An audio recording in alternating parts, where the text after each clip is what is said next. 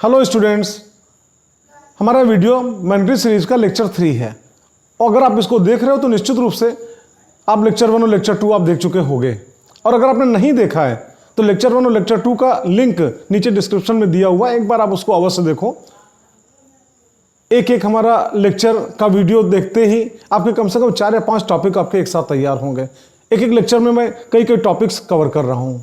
ठीक, ये हमारा लेक्चर 3 है जिसमें हम शुरू करने जा रहे हैं धारावाही लूप के बारे में बताएंगे आपको कि धारावाही लूप के केंद्र पर चुंबकीय क्षेत्र की तीव्रता कितनी होती है, धारावाही कुंडली क्या होती है, उसके केंद्र पर चुंबकीय क्षेत्र की तीव्रता कितनी होती है, धारावाही परिनलिका के बारे में बताएंगे कि परिनलिका के सिरों पर चुंबकीय क्षेत्र की तीव्रता कितनी होती है या उससे थोड़ा दूर चलें तो चुंबकीय क्षेत्र की तीव्रता कितनी होती है। और अब परिनालिका में अगर धारा प्रवाहित करें, ठीक, तो आप जानते हो जस्ट लाइक ए मैग्नेट, वो चुंबक की तरह व्यवहार करता है। ठीक है, जैसे चुंबक में एन पोल एस पोल होता है उसी प्रकार धारावाही परिनालिका के कारण भी एन पोल और एस पोल आपका उत्पन्न होता है, मैग्नेटिक फील्ड आपका फॉर्म होता है। ठीक, तो केवल धारा की दिशा का आकलन करके आप उसकी पोलरिटी पता कर सकते हो, किस तरफ आपका एन पोल होगा, किस तरफ एस पोल होगा।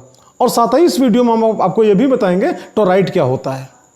तो क्रम से हम चलते हैं, शुरू करने जा रहे हैं। सबसे पहले धारावाही लूप के केंद्र पर चुंबकीय क्षेत्र की तीव्रता। पहले आपको समझा, देखो लूप क्या चीज है। देखो लूप और कुंडली में डिफरेंस क्या है। कोई हमने कॉपर वायर लिया, कोई जरूरी नहीं कॉपर वायर हो, एल्युमिनियम वायर भी हो सकता है, कोई बढ़िया विद्युत सुचालक होना चाहिए बस। ठीक है, और जानते हो उसका केवल एक फेरा हम लगाएं, ऐसे केवल एक फेरा। तो अगर केवल एक फेरा लगाते हैं तो उसको हम क्या बोलेंगे, लूप। ठीक है, और एक से अधिक फेरे अगर हैं, जैसे आप यहाँ पे देखना, ये हमने बेस लिया है, इसके ऊपर हम लपेटने जा रहे हैं इसको, तार को। ठीक है, ऐसे फिर ऐसे फिर ऐसे फिर ऐसे फिर ऐसे, इस प्रकार से लगातार लपेटते गए, कई फेरे हो गए। तो अगर कई फेरे हो गए, ठीक, तो उसको हम क्या बोलेंगे, कुंडली। ठीक, लूप और कुंडली दोनों में अंतर है। लूप का मतलब क्या, केवल एक फेरा, और कुंडली का मतलब क्या, एक से अधिक फेरे। लूप क्या है, सिंगुलर है, एक वचन है, और कुंडली क्या है, प्लूरल है, बहुवचन है। ठीक, तो पहले शुरुआत करेंगे लूप पे, और जब लूप में आप परफेक्ट हो जाओगे तो 2 लाइन आगे बढ़ाएंगे और खट से कुंडली का भी फार्मूला आपको मिल जाएगा। ठीक, आप देखना, ये हमने कोई लूप लिया ऐसे, ठीक है, इस प्रकार से केवल एक फेरा है। ठीक, और इसकी 2 पोज हम दिखा रहे हैं, 2 फोटो। ठीक है, एक फोटो जैसे हम आपसे कहें कि आप इसकी फोटो खींचो, अपना मोबाइल ऑन करो, कैमरा ऑन करो और इसकी फोटो खींचो। तो अगर सामने से फोटो खींचोगे तो इस प्रकार की फोटो आएगी, सामने आप देख रहे हो। ठीक, नीचे 2 तार लटके हुए हैं इस प्रकार से, एक तार से धारा आपकी यहाँ पे अंदर जाएगी और लूप में घूम के और वापस निकल जाएगी अगर सामने से फोटो खींचते हो तो। ठीक है, और इसी लूप को हमने क्या किया, इसको हॉरिजॉन्टल कर लिया, और हॉरिजॉन्टल करने के बाद अगर ठीक सामने से अगर आप इसका पोज लेते हो, फोटो लेते हो, तो आप जानते हो इसके आगे ये छिप जाएगा। हम चाहते हैं थोड़ा सा ये भी दिखे, तो या तो इसी को थोड़ा सा हम ऐसे राउंड कर लें, घुमा लें, और या तो कैमरा थोड़ा सा ऊपर कर लो। तो या तो कैमरा ऊपर करो या इसी को हमने थोड़ा घुमाया, और उसके बाद जो फोटो बन के आएगी वो फोटो आपकी ये बन के आएगी, आप सामने देख रहे हो यहाँ पे ये। ठीक, वही लूप है, बस पोज अलग अलग। ठीक, आप यहाँ पे देखना, लूप है। लूप क्यों है, क्योंकि एक फेरा है। ठीक, आप यहाँ पे देखना, धारा यहाँ पे ऐसे गई, यहां से घूम के धारा ऐसे ऐसे करंट बाहर निकल आई। आप जानते हो जब किसी चालक में धारा प्रवाहित होती है तो उसके चारों ओर चुंबकीय क्षेत्र उत्पन्न हो जाता है। हमारा लेक्चर 1 आप देखना, शुरुआत हमने इसी बात से करी है, आर्स्टेड का नियम। ठीक है, आप देखना, धारा इधर से घूम के ऐसे घूम के आ रही है। ठीक, अब हम ये पता करना चाहेंगे कि यहां पर चुंबकीय क्षेत्र जो होगा उसकी दिशा क्या होगी। तो उसके लिए भी नियम हमने लेक्चर नंबर 1 में आपका बताया हुआ है। अब दांत की थैली को पूरा इस प्रकार फैलाएंगे, अंगूठे को धारा की दिशा में लाएंगे, शेष 4 उंगलियों को उस बिंदु की ओर ले जाएंगे जिस पर चुंबकीय क्षेत्र की दिशा हमको ज्ञात करनी है। तो थैली से धक्का देने की दिशा उस बिंदु पर चुंबकीय क्षेत्र की दिशा को व्यक्त करता है। ठीक, आप देखना, तो आप जानते हो इस प्रकार से घूम के आ रहा है। मान लो यहाँ पे धारा है, ठीक है, तो धारा इधर हो गई, हमको केंद्र पे पता करना है, 4 उंगली हमने ऐसे कर लिया, धक्का हम किधर दे पाएंगे, ऊपर की ओर। ठीक, तो इसका मतलब यहां पे मैग्नेटिक फील्ड या चुंबकीय क्षेत्र जो भी होगा वो किस तरफ होगा, ऊपर की ओर होगा, ऐसे, ये बी। ठीक, यहां पे लूप, लूप क्यों कह रहे हैं, क्योंकि आप जानते हो लूप बना हुआ है। ठीक, इसी बात को अगर आप यहां पे लो, आप देखना करंट आपका यहां से इंटर हुई और ऐसे घूम के यहां पे ऐसे और ऐसे घूम के बाहर निकल गई। ठीक है, कहीं एक पोर्शन पे लो, जैसे आप यहीं पे देखना, आप सुनो, धारा इधर जा रही है और सेंटर पे हमको चाहिए, हमने अपने दांत की थैली को पूरा फैलाया, अंगूठे को धारा की दिशा में लाया और शेष 4 उंगलियां हमारी कहां, उस बिंदु की ओर हैं, सेंटर की ओर, जिस पर हमको चुंबकीय क्षेत्र की तीव्रता की दिशा ज्ञात करनी है। ऐसे तो आप जानते हो धक्का इधर दे पाएंगे, इसका मतलब कि यहां पे चुंबकीय क्षेत्र किधर होगा, ये बोर्ड के तल के अवलंबित और बाहर की ओर। ठीक, ये तो डायरेक्शन की बात हो गई। अब रही बात चुंबकीय क्षेत्र की तीव्रता यहाँ पे कितनी होगी, तो इसके लिए बायो-सेवर्ट के नियम को फॉलो करेंगे। लेक्चर 2 में मैंने बायो-सेवर्ट के नियम को काफ़ी डिटेल में बताया हुआ है और साथ ही साथ आपका म्यू नॉट और एप्सिलॉन नॉट में रिलेशन भी निकलवाया है। एक बार आप उसको देखना जरूर, ठीक। लिंक नीचे डिस्क्रिप्शन में है, ठीक, आप देखना। हम यहाँ पे इसी लूप पे हम कोई छोटा सा अल्पांश मान लेंगे। अल्पांश मीन्स क्या? अल्प अंश। अल्प मतलब छोटा, अंश मतलब भाग, ठीक है। तो हमने इसी पे कोई अल्पांश मान लिया और अल्पांश की जो लंबाई है हमने इसको डेल्टा एल मान लिया। ऐसे ये लूप है, लूप पे हमने कोई छोटा सा अल्पांश ले लिया और अल्पांश की लंबाई कितनी? डेल्टा स्मॉल एल है और इसमें से धारा कितनी आपकी गुजर रही है? आई। ऐसे, ठीक। तो बायो-सेवर्ट के नियम में हमने पढ़ रखा है, ठीक है, कि धारावाही चालक के किसी अल्पांश के कारण उसके निकट किसी बिंदु पर चुंबकीय क्षेत्र की तीव्रता delta B that is equal to mu zero या म्यू नॉट, जो आपको अच्छा लगे।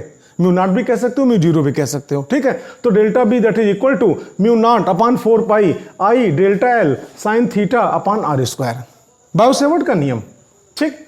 आप देखो धारावाही लूप के किसी अल्पांश के कारण, ये जो आपका चुंबकीय क्षेत्र की तीव्रता है पूरे लूप के कारण नहीं है, लूप के किसी अल्पांश के कारण, लघु भाग के कारण, ठीक है। तो डेल्टा, इसीलिए डेल्टा लगाया गया, ठीक। तो delta B that is equal to mu not upon 4 pi I delta L sine theta upon R square, ठीक। रही बात थीटा की, तो थीटा क्या होता है?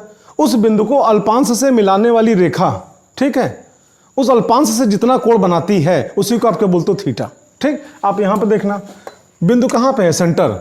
अल्पांश कहां पे? ये। तो सेंटर से अगर अल्पांश पे कोई लाइन खींचोगे इस प्रकार से अगर निकल के आएगा, ठीक है, और अल्पांश आपका इधर जा रहा है, तो आप जानते हो अल्पांश इधर और उस बिंदु को अल्पांश से मिलाने वाली रेखा क्या इधर, बीच का एंगल कितना हुआ? 90 डिग्री।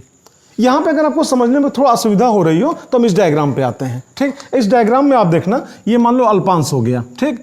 अल्पांश की लंबाई कितनी? डेल्टा एल, ठीक। बिंदु यहां पे आप देखना, ये डिस्टेंस हमारी आर, ठीक।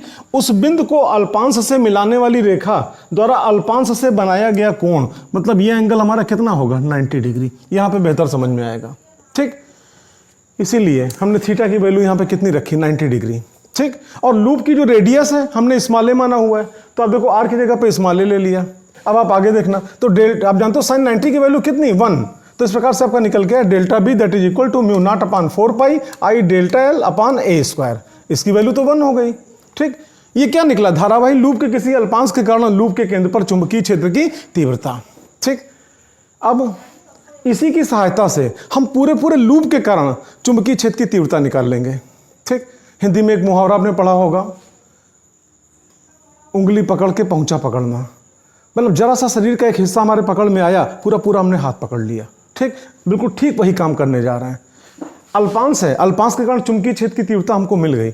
अब इसी की सहायता से पूरे लूप के कारण हम केंद्र पर चुंबकीय क्षेत्र की तीव्रता निकालेंगे, ठीक। जिस प्रकार इस अल्पांश के कारण आपका चुंबकीय क्षेत्र की तीव्रता इतनी है, उसी प्रकार अगला अल्पांश, अगला अल्पांश, अगला अल्पांश, जितने भी अल्पांश पॉसिबल हो सकते होंगे, प्रत्येक अल्पांश के कारण चुंबकीय क्षेत्र की तीव्रता यही तो होगी। और प्रत्येक अल्पांश के कारण चुंबकीय क्षेत्र की तीव्रता की दिशा भी क्या होगी? इधर, ठीक। या इसमें दिखाओगे तो किधर की ओर? बाहर की ओर, बोर्ड के तल के अवलंबित बाहर की ओर, ठीक। तो आप आगे देखना, इसी आधार पर संपूर्ण धारावाही लूप, ठीक, के कारण केंद्र पर चुंबकीय क्षेत्र की तीव्रता, ठीक। अब इसको हमने क्या किया? बी, और यहां पे लूप लिख दिया, इक्वल टू समेशन का सिंबल। इसका मतलब क्या होता है? अलजेब्राइक सम। हिंदी में आप कह सकते हो बीजगणितीय योग, समेशन ऑफ डेल्टा बी। भाई ये अल्पांश के कारण तो है और हमको यहाँ पे पूरे लूप के कारण चाहिए, तो जितने भी अल्पांश पॉसिबल हो सभी के कारण उत्पन्न चुंबकीय क्षेत्र की तीव्रताओं का अलजेब्राइक सम, बीजगणितीय योग, ठीक है। हमने क्या किया? यहाँ पे अलजेब्राइक सम का सिंबल यहाँ पे लगाया और डेल्टा बी यहाँ पे लिख दिया। ये सिंबल हो गया समेशन का, और यहाँ पे डेल्टा बी, तो डेल्टा बी की वैल्यू कितनी निकली? Mu not upon 4 pi I delta L upon A square. तो mu not upon 4 pi I delta L upon A square, ठीक। अब आप यहाँ पे देखो, जितने भी अल्पांश होंगे उसमें इसमें से कौन कौन सी वैल्यू जो कॉमन होगी, तो आप यहां पे देख रहे हो म्यू नॉट अपॉन 4 पाई सभी में कॉमन होगा। आई करंट सभी अल्पांश में फ्लो करेगी, ए डिस्टेंस है, परपेंडिकुलर डिस्टेंस है, ये आपका सभी में कॉमन होगा। रही बात डेल्टा एल की, कोई जरूरी नहीं कि सारे अल्पांश बराबर लंबाई के हों, कोई छोटा बड़ा भी हो सकता है, ठीक है। तो हमने क्या किया, जो आपका पद यहाँ पे कॉमन है उसको बाहर निकाल लिया, और जो छोटा बड़ा हो सकता है उसको समेशन के साथ लिख दिया। लास्ट में आपका यहाँ पे क्या, उसका समेशन कर लेंगे। तो आप यहाँ पे देखना म्यू नॉट अपॉन 4 पाई, यहाँ पे आई है तो हमने आई लिख दिया, अपॉन ए स्क्वायर लिख दिया, बचा कौन? Delta L. ये आवश्यक नहीं कि सारे अल्पांश आपकी बराबर लंबाई के होंगे, इसीलिए हमने समेशन का सिंबल लगाया और उसके साथ क्या लिख दिया? Delta L. मतलब इस लूप पर जितने भी अल्पांश बन सकते हो सभी अल्पांशों की लंबाइयों का योगफल, और आप जानते हो सभी अल्पांशों की लंबाइयों का जो योगफल होगा वो आपका इस लूप के सरकमफेरेंस के बराबर होगा, परिधि के बराबर होगा।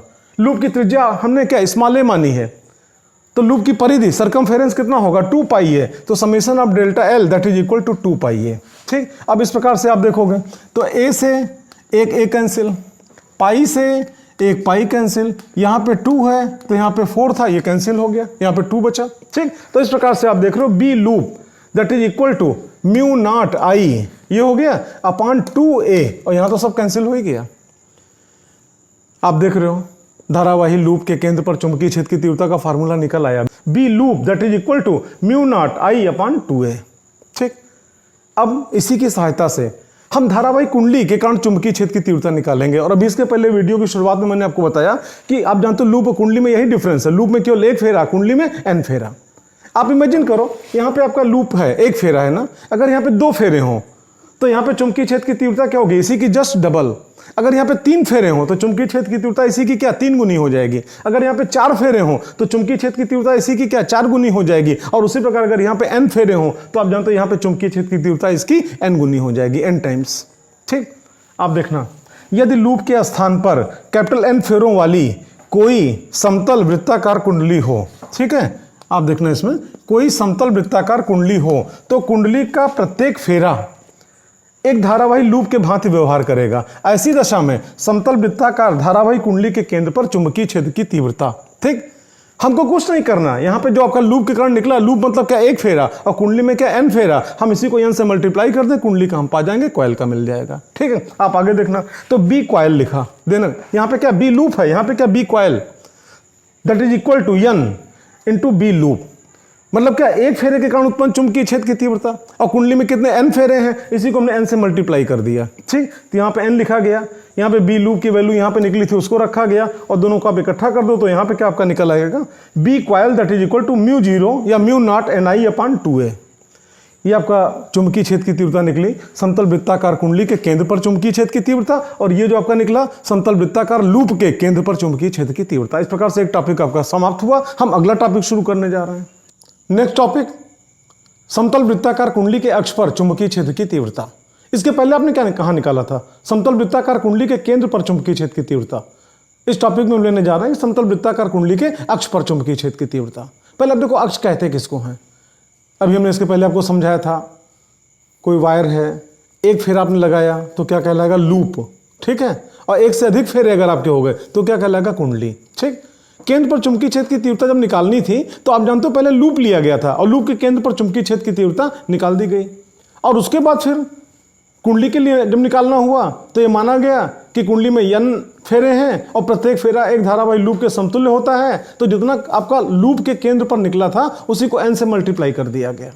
सेम फंक्शन सेम वर्क यहाँ पर भी होगा। ठीक, आप पहले अक्ष देखना, जैसे लूप है, ठीक, इसको आप लूप का क्या कहते हो तल, इस पॉइंट को आप क्या कहोगे लूप का केंद्र, और उसी प्रकार से जानते हो लूप के तल के अभिलंबवत और केंद्र से जो रेखा गुजरेगी इसको आप क्या कहते हो लूप का अक्ष। ठीक, हम डायग्राम में एक लूप ले रहे हैं। ठीक, अच्छा, आप जानते हो लूप को हमने इस प्रकार से ऐसे रखा हुआ, थोड़ा सा ऐसे ऐसे है। ठीक, और ठीक सामने से अगर आप इसकी फोटो लोगे तो आप जानते हो इधर के पोर्शन का ये पोर्शन दिखेगा नहीं, तो हम चाहते हैं कि थोड़ा सा उधर का भी दिखे, तो या तो आप कैमरा अपना इधर लेके आओ और या फिर हम इसी को ऐसे घुमा लें हल्का सा, तो हल्का सा हमने घुमाया, वो उतना ही घुमाया कि ये भी दिखे और ये भी दिखे। ठीक है, तो इस प्रकार से आपका लूप हो गया और इसमें धारा प्रवाहित हो रही है, धारावाही लूप है। तो आप जानते हो ये लूप का केंद्र हो गया और तल के अवलंबत एक रेखा गुजरी ये। ठीक है, ये लूप का क्या कहलाएगा एक्सिस, एक्सिस ऑफ लूप। ठीक, आप देखना करंट यहाँ से ऐसे एंट्री ली, ठीक, और करंट यहाँ से फिर आपका ऐसे एंट्री ली और यहाँ से एंट्री लेके फिर आपका करंट ऐसे गई और फिर ऐसे घूम के और ऐसे घूम के बाहर निकल आई। ठीक, एक बार फिर हम आपको समझाएं, करंट आपका यहाँ पे इस वायर के माध्यम से अंदर गई, ठीक, और उसके बाद फिर करंट ऐसे लूप है ना, ऐसे और फिर ऐसे घूम के यहाँ पे ऐसे और फिर बाहर निकल आई। ठीक, आप जानते हो धारा प्रवाहित हुई, चारों तरफ चुंबकीय क्षेत्र होगा। अब हमको हर तरफ नहीं चाहिए, हमको अक्ष पर चाहिए। ठीक, हमने माना कि इस लूप के अक्ष पर और लूप के केंद्र से स्मॉल x दूरी पर यहाँ पर कोई बिंदु P है। ठीक, और इसी बिंदु P पर हमको चुंबकीय क्षेत्र की तीव्रता निकालनी है। किसकी सहायता से? बायो-सेवर्ट के नियम की सहायता से। लेक्चर 2 बायो-सेवर्ट का नियम, काफ़ी डिटेल, एक बार आप देखना, लिंक डिस्क्रिप्शन में दिया हुआ है और पूरी सीरीज आपकी मैग्नेटिज्म की हम आपको देने जा रहे हैं। ये लेक्चर 3 हमारा है, आप आगे देखना, ठीक है। तो बायो-सेवर्ट का नियम आप जानते हो क्या, किसी अल्पांश के कारण उत्पन्न चुंबकीय क्षेत्र की तीव्रता को बताता है। तो इसके लिए हमने क्या किया, इसी लूप पर हमने कोई नन्हा सा छोटा सा हमने कोई अल्पांश मान लिया, ठीक है। आप देखना, तो जैसे ये अल्पांश छोटा सा है, ठीक है, और इस अल्पांश की लंबाई डेल्टा एल, ये हमने ले लिया।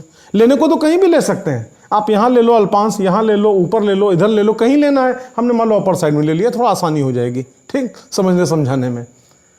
अब हमको इसी पॉइंट पर तो निकालना है, ठीक। मान लो आपका इस पॉइंट की इस अल्पांश से दूरी स्मॉल आर, ठीक। अब हम बायो-सेवर्ट का नियम लगाते हैं, ठीक। तो बायो-सेवर्ट का नियम क्या कहता, delta B that is equal to mu not upon 4 pi I delta L sine theta upon R square, ठीक। आप देखना, delta B that is equal to mu not upon 4 pi I delta L sine theta upon R square, ठीक। जहां पे theta क्या होता है, उस बिंदु को अल्पांश से मिलाने वाली रेखा द्वारा अल्पांश से बनाया गया कोण, ठीक। आप देखना, बिंदु P यहाँ है, अल्पांश यहाँ है, बिंदु P को अल्पांश से मिलाने वाली रेखा आपकी ये हो गई ऐसे, ठीक। अच्छा, और जो अल्पांश है वो अल्पांश आपका यहाँ पे क्या ऐसे जा रहा है, ठीक। तो ऐसी कंडीशन में अल्पांश इधर जा रहा है, रेखा आपका इधर है, तो बीच का एंगल जो फॉर्म होगा वो कितना होगा, 90 डिग्री। कई लोग यहाँ पे कंफ्यूज हो सकते हैं कि जब तिरछा नीचे जा रहा है तो फिर आपका 90 डिग्री कैसे होगा। तो कंफ्यूजन जरा सा भी नहीं होना चाहिए, पहले आप एक्चुअल में जानो तो कि थीटा है किसके बीच का कोण, ठीक। जैसे हम आपसे डिस्कशन करें, आप यहाँ पे देखना, अल्पांश इधर और ये स्केल हमने ऐसे रखा, तो बीच का एंगल कितना माना जाएगा, 90 डिग्री, 90 डिग्री, ठीक। और इसी स्केल को ऐसे थोड़ा झुका दिया, तो ऐसे झुका दिया, तब भी आप जानते हो ये एंगल कितना, 90 डिग्री, 90 डिग्री, ऐसे झुका दिया, तब भी आप यहाँ देखना, ये एंगल कितना, 90 डिग्री। हम नीचे झुका दें तब भी आपका इधर का ये एंगल कितना, 90 डिग्री, ठीक।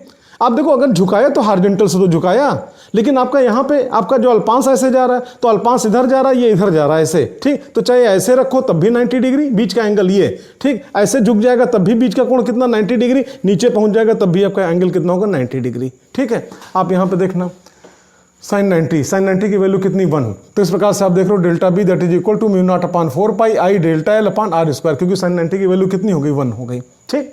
तो ये क्या, चुंबकीय क्षेत्र की तीव्रता निकली, अक्ष पर निकली और किसी अल्पांश के कारण निकली, ठीक। अब जब अल्पांश के कारण हमको मिल गया, ठीक, अब हम पूरे लूप के कारण निकालेंगे। तो इसके लिए क्या करेंगे, कहां पे, अक्ष पे, तो बी अक्ष लिखा गया, ठीक। अच्छा, उसके पहले आप देखना, ये जो चुंबकीय क्षेत्र की तीव्रता डेल्टा बी है, आप जानते हो वेक्टर क्वांटिटी है, सदिश राशि है, इसकी दिशा किधर होगी, आप देखो, ठीक। धारा इधर जा रही, अगर ये बिंदु P यहां पे ना होता, ठीक, इसके ठीक सामने होता, अगर ये बिंदु P यहां पे ना होता, इसके ठीक सामने होता, तो आप यहां पे देखना, दांत की थैली का नियम लगाओ, ये धारा की दिशा नियम क्या कहता है, अंगूठे को धारा की दिशा में लाओ, शेष 4 उंगलियों को उस बिंदु की ओर ले जाओ जिस पर चुंबकीय क्षेत्र की दिशा हमको ज्ञात करनी है, तो हथेली से धक्का देने की दिशा उस बिंदु पर चुंबकीय क्षेत्र की दिशा को व्यक्त करता है, ठीक। आप देखना, धारा इधर जा रही है, अंगूठा हमने इधर किया, ठीक। अगर ये बिंदु P यहां ना होता, इसके ठीक सामने होता, तो हमारा हाथ ऐसे फैलता, यही तो। और ऐसी कंडीशन में आप जानते हो धक्का किधर दे पाएंगे, ऊपर की ओर। इसका मतलब कि चुंबकीय क्षेत्र अगर यहाँ पे क्या किधर होता, ऊपर की ओर, ठीक। आपको फिर समझाएं, बिंदु P यहां ना होता, इसके ठीक सामने होता, तो चुंबकीय क्षेत्र किधर होता, ऊपर होता, ठीक। लेकिन बिंदु P यहां पे नहीं है, नीचे है, ठीक। तो ऐसी कंडीशन में आप देखना, ये समझने में आसानी हो जाएगी। अगर ये बिंदु P यहां के बजाय अगर यहां पे होता, तो चुंबकीय क्षेत्र इधर होता ना, ठीक। लेकिन बिंदु P आपका यहाँ पे क्या नीचे है, तो अगर मान लो 10 डिग्री नीचे गया तो ये आपका वर्टिकल से 10 डिग्री घूम गया, ये आपका 20 डिग्री नीचे गया तो वर्टिकल से 20 डिग्री ये नीचे घूम जाएगा, ये 30 डिग्री अगर आपका नीचे गया तो वर्टिकल से 30 डिग्री घूम जाएगा। अगर ये थीटा एंगल नीचे गया तो आप जानते हो वर्टिकल से थीटा एंगल घूम जाएगा, ठीक। और इसीलिए हॉरिजॉन्टल से ये एंगल कितना, अगर थीटा है तो आप जानते हो वर्टिकल से ये एंगल कितना होगा, थीटा होगा, ठीक। हम डेल्टा बी को 2 घटकों में विभाजित कर सकते हैं, एक हॉरिजॉन्टल कंपोनेंट और दूसरा वर्टिकल कंपोनेंट, ठीक। आप जानते हो जिस भुजा से कोण बनता, भुजा आधार भुजा कहलाती हमेशा कॉस में होती है, ठीक है। तो डेल्टा बी और ये एंगल कितना, थीटा, तो इसका इधर की ओर घटक कितना होगा, कंपोनेंट कितना होगा, डेल्टा बी कॉस थीटा, और इसका इधर की ओर घटक कितना होगा, डेल्टा बी साइन थीटा, ठीक। अब आप आगे देखना, जिस प्रकार यहां पे अल्पांश आपने लिया, इसके कारण चुंबकीय क्षेत्र डेल्टा बी इधर हो गया, और इसका आप जानते हो एक कंपोनेंट आपका इधर हो गया डेल्टा बी कॉस थीटा, और दूसरा कंपोनेंट इधर हो गया डेल्टा बी साइन थीटा। उसी प्रकार इसी लूप पर न जाने कितने अल्पांश होंगे, और सबके कारण चुंबकीय क्षेत्र यहाँ पे होगा, और सबके कारण चुंबकीय क्षेत्र का यहाँ पे जब घटक निकालोगे, कंपोनेंट निकालोगे, तो सबका डेल्टा बी cos थीटा किधर, आपका इधर, ठीक है, या इधर या इधर या इधर, इस प्रकार जाएगा, और सबका डेल्टा बी sin थीटा इधर आएगा। ठीक, तो ऐसी कंडीशन में डेल्टा बी cos थीटा ऊपर, डेल्टा बी cos थीटा क्या नीचे, आपस में क्या कैंसिल हो गया, या डेल्टा बी cos थीटा इधर, डेल्टा बी cos थीटा इधर, आपस में कैंसिल हो गया। उसी प्रकार डेल्टा बी cos थीटा इधर और डेल्टा बी cos थीटा इधर, आपस में क्या कैंसिल हो गया। उसी प्रकार डेल्टा बी cos थीटा इधर, डेल्टा बी cos थीटा इधर, आपस में क्या कैंसिल हो गया। ठीक, यानी सारे डेल्टा बी cos थीटा जितने हैं, ठीक है, सब आपस में क्या एक दूसरे को क्या निरस्त कर देंगे, लेकिन सबके डेल्टा बी sin थीटा आपका इधर हॉरिजॉन्टल में और इधर साइड में जा रहे हैं। ठीक, तो सबके डेल्टा बी sin थीटा यहाँ पे क्या आपस में जुड़ जाएंगे। तो ऐसी कंडीशन में यहाँ पे अगर आप परिणामी तीव्रता अगर आप निकालते हो तो आप जानते हो डेल्टा बी sin थीटा किसी एक अल्पांश के कारण है। उसी प्रकार जितने भी अल्पांश आपके लूप पे हो सभी के कारण डेल्टा बी sin थीटा निकाल के वो सबका अलजेब्राइक सम कर दो, बीजगणितीय योग कर दो। ठीक, आप देखो वही काम करने जा रहे हैं। बी एक्सिस या बी अक्ष इक्वल टू, ये आपका समेशन का सिंबल लगा। ठीक है, अब यहाँ पे डेल्टा बी sin थीटा, अभी आपने देखा है यहाँ पे डेल्टा बी sin थीटा, इसी को तो ऐड करना है। तो यहाँ पे हमने क्या लिखा, डेल्टा बी और sin थीटा, ये आपका हुआ। ठीक, अब हम यहाँ पे डेल्टा बी की वैल्यू रखेंगे, तो डेल्टा बी की वैल्यू अभी आपने निकाली है mu not upon 4 pi I delta L upon R square, तो ये आपका हो गया mu not upon 4 pi I delta L upon R square into sin theta. ठीक, अब आप ये देखो कि जितने भी अल्पांश होंगे इसमें से कौन कौन सा ऐसा पद है जो सभी में कॉमन होगा, तो जो कॉमन होगा उसको बाहर निकाल लो, और जो कॉमन नहीं होगा उसका समेशन कर दिया जाएगा। ठीक, तो आप यहाँ पे देखना जितने भी अल्पांश है सबके कारण जब चुंबकीय क्षेत्र की तीव्रता निकालोगे तो म्यू नॉट अपान 4 पाई सब में आएगा, तो ये चुपचाप बाहर निकल गया। ठीक, अब यहाँ पे रही बात करंट आई। ठीक, जितने भी अल्पांश होंगे सारे अल्पांश आपस में क्या सीरीज ग्रुप में माने जाएंगे, श्रेणी क्रम में माने जाएंगे। सभी अल्पांशों में प्रवाहित धारा क्या एक समान होगी, इसीलिए आपका आई भी चुपचाप आपका यहाँ पे क्या हुआ, बाहर निकल गया। ठीक, अच्छा, अपान आर स्क्वायर, आर क्या है, ये डिस्टेंस, ये तो आप जानते हो यहाँ पे अल्पांश होगा तो ये आर हो गया, इधर अल्पांश होगा तो ये आर हो गया, नीचे अल्पांश होगा तो ये आर हो गया, इधर अल्पांश हुआ तो ये आर हुआ। आप जानते हो आर की वैल्यू भी जितने भी अल्पांश होंगे इस धारावाही लूप पर सभी के लिए क्या कॉमन होंगे, तो आर स्क्वायर भी बाहर निकल गया। और थीटा, आप जानते हो अगर ऊपर अल्पांश है तो हॉरिजॉन्टल से बनाया गया एंगल कितना, थीटा इतना हो गया। अगर आपका इधर अल्पांश है तो आप जानते हो हॉरिजॉन्टल से बनाया एंगल कितना थीटा हो गया। अगर नीचे अल्पांश है तो हॉरिजॉन्टल से बनाया गया एंगल कितना, थीटा हो गया। तो थीटा भी सभी अल्पांशों के लिए क्या बराबर होगा, तो sin थीटा भी सभी अल्पांशों में क्या होगा, कॉमन होगा। sin थीटा को भी बाहर निकाल दिया गया। तो जब सब बाहर निकल गए तो अंदर बचेगा कौन, डेल्टा एल। क्यों, क्योंकि जरूरी है कि जितने भी अल्पांश है सभी की लंबाई बराबर हो, कोई छोटा बड़ा भी तो हो सकता है। ठीक, तो ऐसी कंडीशन में डेल्टा एल को समेशन के साथ लगाया और बाकी सब कॉमन मानते हुए हर अल्पांश के लिए उसको हमने बाहर निकाल लिया। ठीक है, अब आप आगे देखना, तो बी अक्ष that is equal to mu not I, ठीक है, अपान 4 पाई आर स्क्वायर, ये सब चल रहा था। अब आप यहां पे आ जाओ, डेल्टा एल समेशन मतलब जितने भी अल्पांश हैं सभी के लंबाइयों का योगफल, तो सभी के लंबाइयों का योगफल बराबर क्या, लूप की परिधि। ठीक है, सर्कमफेरेंस ऑफ दिस लूप। ठीक, और आप जानते हो लूप की परिधि का फार्मूला क्या होता है, सर्कमफेरेंस का फार्मूला 2 पाई ए।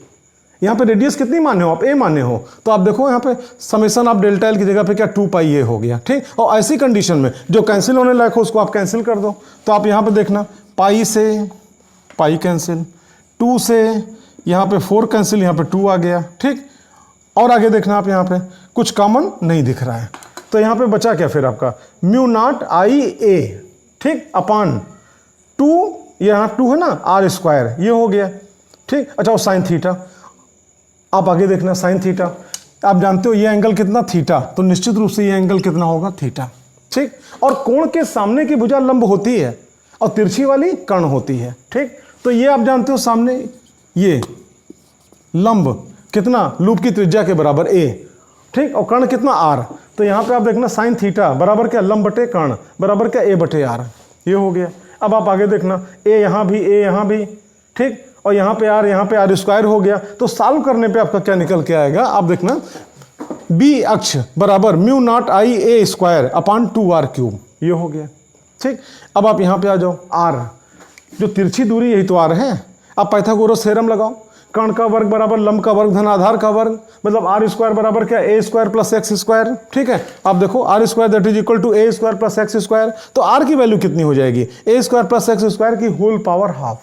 ठीक है। और इसी आर की वैल्यू को हमने यहाँ फिट किया, तो जब आर की वैल्यू को यहाँ पे रखोगे तो आपकी जो लाइन निकल के आएगी बी अक्ष that is equal to mu not I A square upon, ठीक है, और यहाँ पे आपका हो जाएगा 2, ठीक, और ब्रैकेट में ए स्क्वायर प्लस एक्स स्क्वायर की होल पावर हाफ। लेकिन यहाँ पे क्या आर क्यूब है ना, तो आप जानते हो होल पावर यहाँ पे क्या क्यूब हो गया, और इस प्रकार से आपका फार्मूला निकल के आया बी एक्सिस या बी अक्ष लूप। अच्छा, लूप क्यों कह रहे हैं, अभी तो लूप है ना, बाद में इसको कुंडली में चेंज करेंगे एन से मल्टीप्लाई करके, ठीक है। तो बी अक्ष loop that is equal to, ठीक, आप यहां पे देखना mu not I A square हो गया अपॉन 2, और यहां पे A square plus X square की होल पावर 3/2।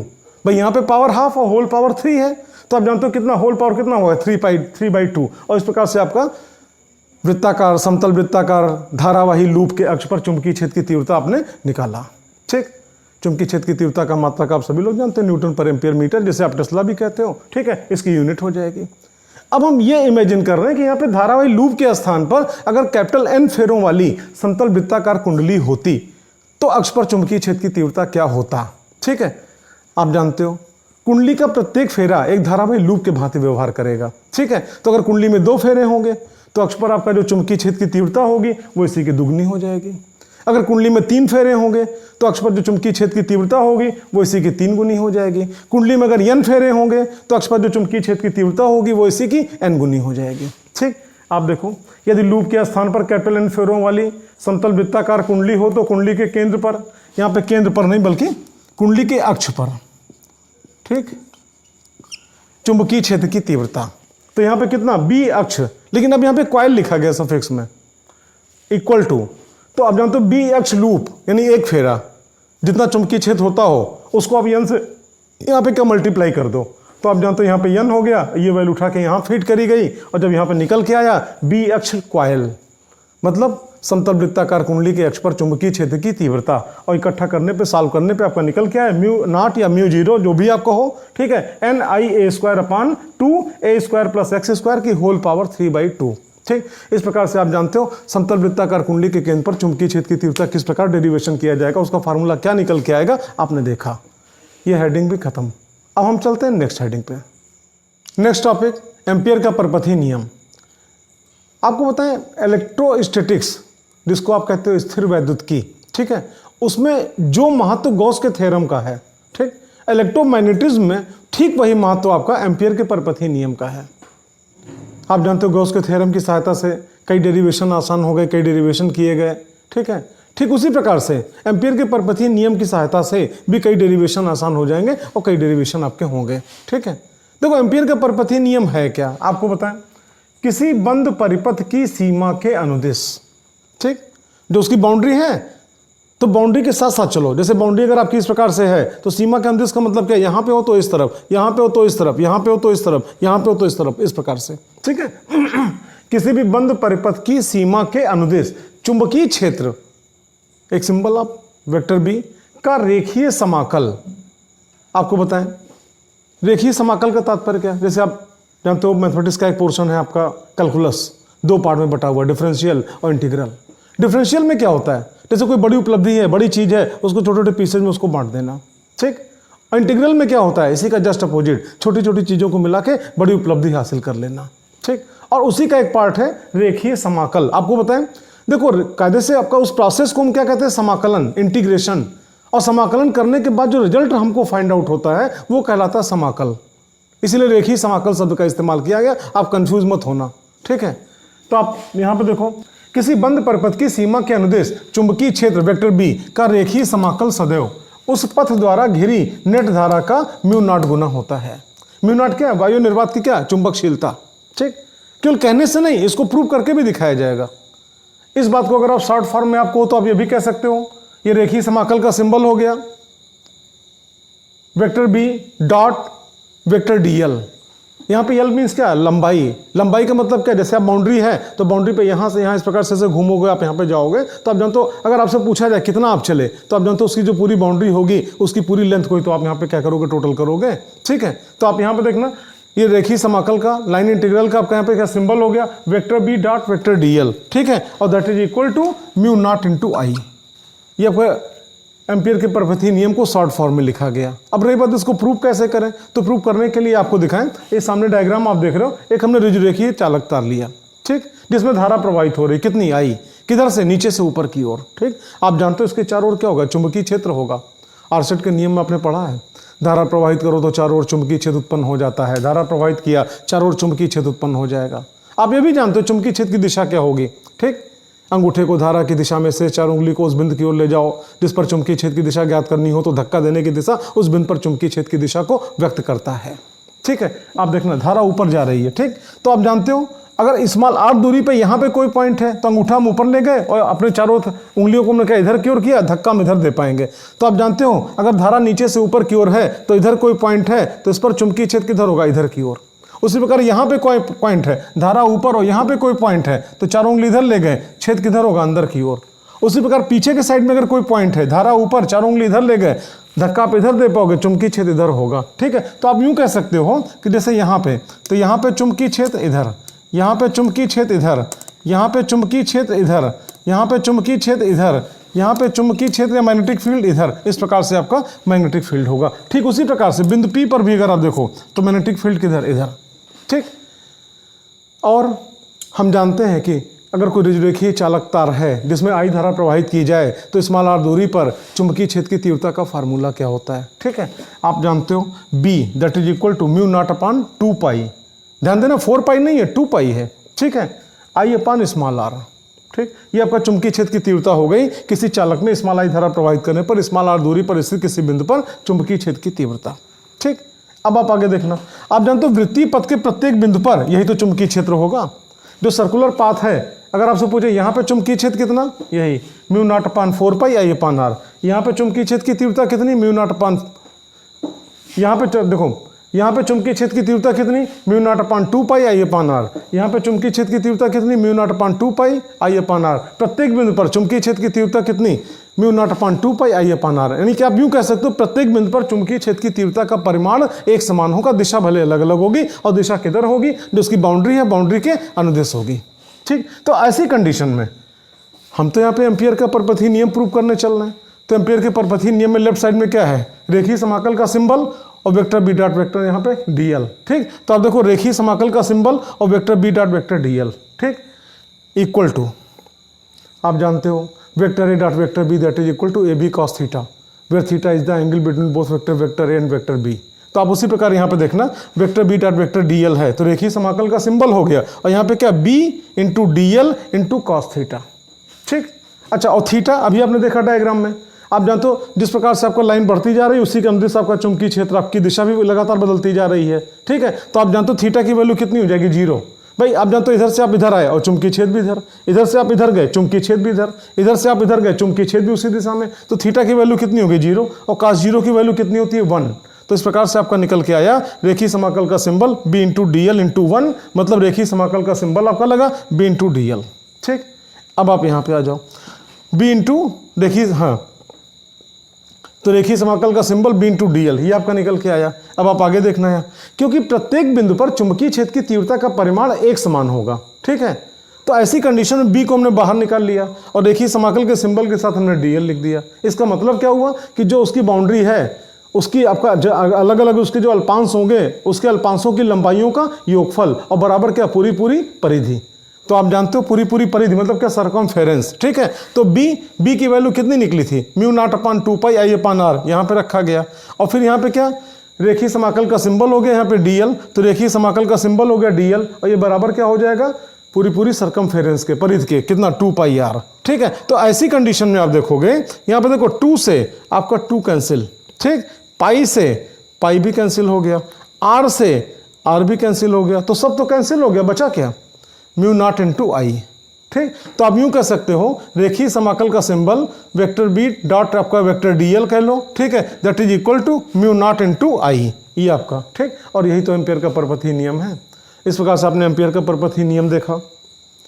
इसी की सहायता से अगर हम चाहें तो कई डेरिवेशंस आपके किए जाते हैं। आपको पता है कोई प्रणालिका है, प्रणालिका में धारा प्रवाहित हो रही है, उसके निकट किसी बिंदु पर चुंबकीय क्षेत्र की तीव्रता कितनी होगी, एम्पियर के परपथीय नियम से ज्ञात किया जा सकता है, ठीक। कोई टॉरॉयड है, धारा प्रवाहित की गई, वहां पे क्या चुंबकीय क्षेत्र होगा, चुंबकीय क्षेत्र की तीव्रता कितनी होगी एम्पियर के परपेथी नियम से क्या ज्ञात किया जा सकता है। ठीक, हम इशारा कर रहे हैं अपने नेक्स्ट लेक्चर वीडियो के बारे में, लेक्चर नंबर 4। ठीक है, लेक्चर 4 की हमारी वीडियो जब मैग्नेटिक सीरीज की आप देखोगे तो ये सब जानकारी आपको मिलेगी। नेक्स्ट टॉपिक, धारावाही प्रणालिका, करंट कैरिंग सॉलिनॉइड। पहले नाम पे आते हैं, धारावाही परिनालिका। 4 शब्दों से मिलकर बना, धारावाही परिनालिका। धारा मीन्स क्या, विद्युत धारा। वाही मतलब क्या, प्रवाहित हो। परि मीन्स परिता, और नालिका का तात्पर्य लंबी खोखली नली। ठीक, तो किसी भी लंबी खोखली नली के चारों ओर अगर विद्युत धारा को प्रवाहित करने की व्यवस्था बना दी जाए तो उस अरेंजमेंट को हम क्या बोलते हैं, धारावाही प्रणालिका। सामने डायग्राम आप देख रहे हो, ये रेड कलर से आप देख रहे हो, एक नली है, लंबी सी नलिका। ठीक है, इसके ऊपर तांबे के तार के ढेर सारे फेरे लपेटे गए। ठीक, सटा सटा के लपेटे गए, लेकिन ध्यान रहे जो तार लपेटे गए यहाँ पे, ठीक है, भले स्पर्श करें लेकिन ऊपर क्या इंसुलेशन लगा हुआ है। मतलब इसलिए इंसुलेशन बोल रहे हैं कि अगर मान लो करंट यहाँ पे गई तो डायरेक्ट करंट इस पे यहाँ ऐसे नहीं चलेगी, वो राउंड करके आएगी। क्यों? क्योंकि तार के ऊपर क्या इंसुलेशन लगा हुआ है। ठीक है, तो इस प्रकार से ढेर सारे फेरे लपेट दिए गए। ठीक, इसमें धारा प्रवाहित करी गई, और जब इसमें धारा प्रवाहित करते हैं तो इसके चारों ओर एक चुंबकीय क्षेत्र उत्पन्न हो जाता है। जस्ट लाइक ए मैग्नेट, ये चुंबक की तरह कार्य करता है। जिस प्रकार चुंबक में 2 पोल होता है, एन पोल यस पोल, उसी प्रकार धारा प्रवाहित करने पर इसमें भी आपका एन पोल और यस पोल उत्पन्न हो जाता है। जिस प्रकार चुंबक के चारों चुंबकीय बल रेखाएं होती हैं, एन पोल से निकलती हैं, यस पोल पे पहुंचती हैं और यस पोल पे समाप्त नहीं होती हैं, फिर चुंबक के भीतर से होते हुए और एन पोल पे पहुंच जाती हैं, मतलब चुंबकीय बल रेखाएं एक बंद वक्र बनाती हैं। ठीक उसी प्रकार यहाँ पर भी एन पोल यस पोल होगा, एन पोल से चुंबकीय बल रेखाएं निकलेंगी और राउंड करके यस पोल पे पहुंचेंगी, यस पोल पे समाप्त नहीं होंगी, फिर आपका प्रणालिका के अंदर से होते हुए और वापस एन पोल पे पहुंच जाएंगी और यहाँ पर भी बंद वक्र बनाएंगी। जिस प्रकार किसी चुंबक को लटकाने पर हमेशा उत्तर दक्षिण दिशा में ठहरता है। आप हमारे पूरे सीरीज को आप देखते रहो मैग्नेटिज्म के, हम ये भी आपको बताएंगे चुंबक को लटकाने पर उत्तर दक्षिण दिशा में क्यों ठहरता है, वो किसी अन्य दिशा में क्यों नहीं ठहरता है। ठीक, आप यहां पे आओ तो आप यूं कह सकते हो कि चुंबक के सारे गुण इस प्रणालिका में पाए जाते हैं। जिस प्रकार चुंबक में सेम पोलरिटी अगर पास पास आए तो रिपल्शन, अपोजिट पोलरिटी पास पास आए तो क्या अट्रैक्शन, उसी प्रकार प्रणालिका में भी अगर सेम पोलरिटी 2 प्रणालिका हम ले लें, ठीक है, और सेम पोलरिटी यानी एन पोल पास पास आए तो रिपल्शन, अपोजिट पोलरिटी पास पास आए तो अट्रैक्शन। और जानते हो धारा की दिशा को देख के आप इसकी पोलरिटी भी पता कर सकते हो। हम ये भी नियम आपको तुरंत अभी बताने जा रहे हैं। पहले तो डायग्राम पे आप देखना, रेड कलर से आप देख रहे हो लंबी प्रणालिका हुई। ठीक, इसके ऊपर तार के ढेर सारे फेरे लपेटे गए, तार में धारा प्रवाहित करने की व्यवस्था बनाई गई। आप देखो एक बैटरी लगाई गई, सेल लगाओगे कम धारा बहेगी, बैटरी लगाओगे अधिक धारा बहेगी। सेलों के समूह को क्या कहते हैं, बैटरी कहते हैं। ठीक है, तो हमने एक बैटरी लगा दिया। ऑन ऑफ करने के लिए यहाँ पे की लगा दी गई, हिंदी में जिसको आप कुंजी कहते हो। ठीक है, और ये अरेंजमेंट आपका लगा हुआ है। रियास्टेट किस रूप में कार्य कर रहा है, धारा नियंत्रक के रूप में। इसकी सहायता से हम आवश्यकता अनुसार इस प्रणालिका में धारा के मान को घटा सकते हैं या बढ़ा सकते हैं। आप देखना इस समय कुंजी ऑफ है।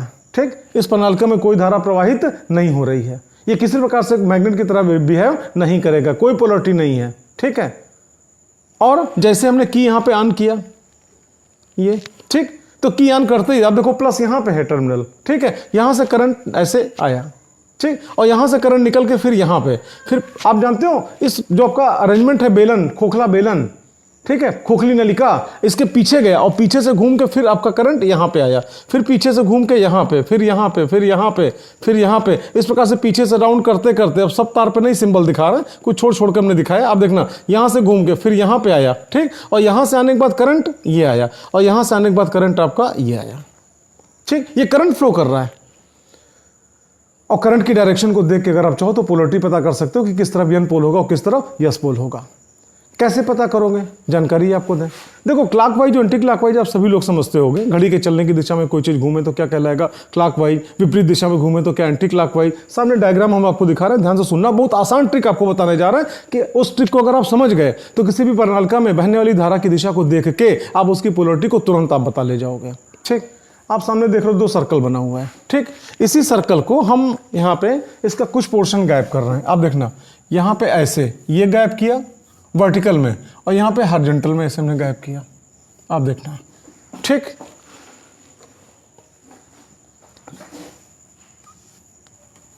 ऐसे। उसके बाद आप लोग, ठीक, ये गायब किया। उसके बाद आप देखना इससे हमने इसको ऐसे ये मिला दिया। और यहाँ पे इसको हमने ऐसे ये मिला दिया, ठीक। और इसका ये सिरा यहाँ पे एरो मार्क, यहाँ पे एरो मार्क, तीर का चिन्ह। ध्यान से देखना, इंग्लिश का कोई वर्ड लिखा हुआ है क्या, एन, इंग्लिश का एक वर्ड लिखा हुआ है एस, और यहाँ पे आप देखो एरो मार्क को ध्यान से देखना किस प्रकार से आप घूम रहा है, एंटी क्लॉकवाइज डायरेक्शन में। और यहाँ पे एरो मार्क को देखो किस प्रकार से घूम रहा है, क्लॉकवाइज डायरेक्शन में, ठीक। जानते हो, धारावाही प्रणालिका के जिस सिरे की ध्रुवता हमको पता करनी हो उस सिरे को अपने नेत्र के बिल्कुल ठीक सामने लाओ और धारा की दिशा का आकलन करो। भाई धारा दिखाई तो पड़ेगी नहीं, बैटरी के प्लस माइनस को देख के धारा की दिशा का आप आकलन करो, ठीक है। और अगर धारा आपको एंटी क्लॉकवाइज डायरेक्शन में बहती हुई दिखाई पड़े तो निश्चित रूप से आपके नेत्र के समीप वाले सिरे पर कौन सा पोल होगा, एन पोल होगा। और अगर धारा क्लॉकवाइज डायरेक्शन में बहती हुई दिखाई पड़े तो निश्चित रूप से आपके नेत्र के समीप वाले सिरे पर क्या होगा, एस पोल होगा। आओ इसमें चेक करते हैं, आप देखना, ठीक। आप जानते हो करंट यहाँ से, ठीक, ये प्लस टर्मिनल है, करंट यहाँ से ऐसे गई, फिर ऐसे, फिर ऐसे, फिर ऐसे, फिर ऐसे, इस प्रकार से घूम के राउंड लगाते और यहाँ पे आई और ऐसे करके बाहर निकल गई, ठीक। तो हमको मान लो यहाँ पे पोलरिटी पता करनी है, अपने नेत्र को हम यहाँ पे लाए ऐसे, ठीक है। और लाने के बाद हम इसको देखो इस प्रकार से करंट यही तो फ्लो कर रही है, मतलब दूर से ऐसे ऐसे हमारी तरफ आ रही है, लेकिन ऐसे राउंड करके आ रही है, ऐसे राउंड करके आ रही है। तो हमारी जगह पे जहाँ पे नेत्र है, अपना नेत्र रख के अगर आप देखोगे, ठीक है, तो आपको क्लॉकवाइज डायरेक्शन में करंट यहाँ पे दिखेगी। इसका मतलब यहाँ पे कौन सा पोल, एन पोल, ठीक। अच्छा, उसी प्रकार से ये मत कभी कहना कि यहाँ पे एन है तो यहाँ पे यस अवश्य होगा, कहीं पे आपसे धोखा भी हो सकता है। आप इधर भी चेक करो, ठीक। आप देखना, हम इधर आ गए, अब इस सिरे को अपने नेत्र के समीप ला रहे हैं, चाहे नेत्र को ही इसके पास लेके जा रहे हैं।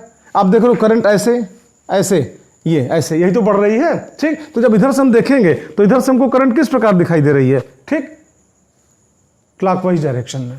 और अगर क्लॉकवाइज डायरेक्शन में है, ठीक, तो यहाँ पे क्या होगा, एस पोल होगा, ठीक। इस प्रकार से धारा की दिशा को देख के आपने इसकी पोलरिटी का अंदाजा लगा लिया।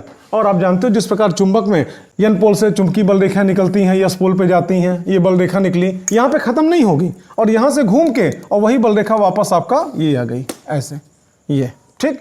यहाँ से बल रेखा ऐसे निकली, यहाँ पे गई ऐसे, यहाँ पे समाप्त नहीं हुई और यहाँ से होती हुई और यहाँ पे आ गई ऐसे, ठीक। तो इस प्रकार से आपने देखा कि प्रणालिका में जब धारा प्रवाहित की जाती है तो उसके चारों ओर एक चुंबकीय क्षेत्र उत्पन्न हो जाता है और चुंबक के सारे गुण इसके अंदर पाए जाते हैं। आपको बताएं, यहां पे इस डायग्राम में आप देखना, एक बार फिर से चेक करते हैं, पोलरिटी हमको पता करनी है।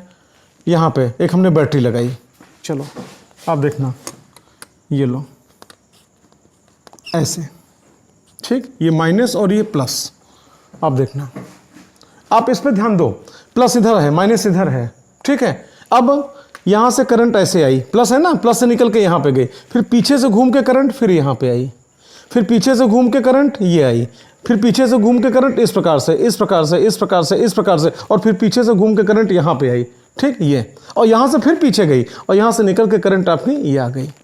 ये हमने करंट के डायरेक्शन को दिखाया। अब अगर आपसे पूछें कि बेटा आप बताओ यहाँ पे कौन सी पोलरिटी होगी, ठीक, अपने नेत्र को आप इस तरफ लाओ, यहाँ पे ऐसे, ठीक। और उसके बाद आप देखना ऐसे करंट जिस प्रकार फ्लो कर रही है, करंट के डायरेक्शन को आप देखो, ठीक। तो जब यहाँ पे आप देखोगे, इस जगह से आप अपना नेत्र को यहाँ पे रख के आप करंट के डायरेक्शन को देखो, तो जब इधर से आप देखोगे तो करंट ऐसे जा रही है, मतलब कि एंटी क्लॉकवाइज डायरेक्शन में जा रही है। और जब एंटी क्लॉकवाइज डायरेक्शन में जा रही है तो यहाँ पे कौन सा पोल होगा, एन पोल, ठीक। अच्छा, उसी प्रकार से यहाँ पे आओ, इस डायरेक्शन में हमको देखना है, तो यहाँ पे आप देख रहे हो करंट ऐसे घूम के, मतलब दूर से, जब यहाँ पे आपका नेत्र यहाँ पे है तो दूर से करंट आपका इस प्रकार से ऐसे राउंड करके आपकी तरफ आ रही है। तो आपकी तरफ जा रही है कि दूर जा रही है इससे मतलब नहीं है, करंट किस प्रकार फ्लो कर रही है। तो करंट इस प्रकार से ऐसे फ्लो कर रही है, जब इधर से आप देखोगे तो आपको क्लॉकवाइज डायरेक्शन दिखेगा, मतलब यहाँ पे कौन सा पोल, एस पोल, ठीक। आप यहाँ पे चुंबकीय बल रेखाएं एन पोल से निकली, ठीक, ऐसे एस पोल पे आई और जब यहाँ पे आई तो ऐसे घूम के ये गई, ठीक। इस प्रकार अनेकों बल रेखाएं, अनगिनत बल रेखाएं निकलती रहेंगी, एन पोल से निकलेंगी, एस पोल पे आएंगी। ये हमने डायग्राम जानबूझ के बनाया। इसको देखो, इसको देखो, ठीक है। आप यहाँ पे देख रहे होगे, इसमें प्लस इधर है, माइनस इधर है, और इसमें आप देख रहे हो प्लस इधर है और माइनस इधर है। इसके बावजूद भी यहाँ पे एन पोल और यहाँ पे एन पोल, आखिर ये कैसे संभव है? या तो ये डायग्राम गलत होगा या तो ये डायग्राम गलत होगा। ऐसा नहीं है, डायग्राम ये भी सही है, डायग्राम ये भी सही है। फिर आपको ये कैसे?